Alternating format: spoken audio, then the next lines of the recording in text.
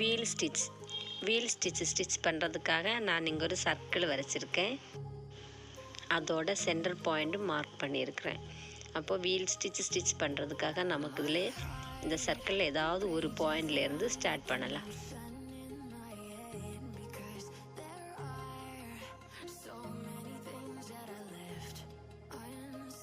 இதில் ஸ்டார்ட் பண்ணி அதோட சென்டர் பாயிண்டில் வந்து அந்த லைனில் மறுபடியும் திருப்பி ஸ்டிச் பண்ணி எடுக்கணும்.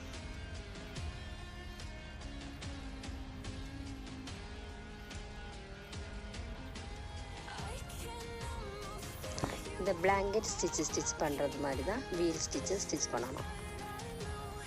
அப்போது பிளாங்கெட் ஸ்டிச் பண்ண தெரிஞ்சவங்களுக்கு இந்த வீல் ஸ்டிச் பண்ணுறதுக்கு ஈஸியாக இருக்கும்.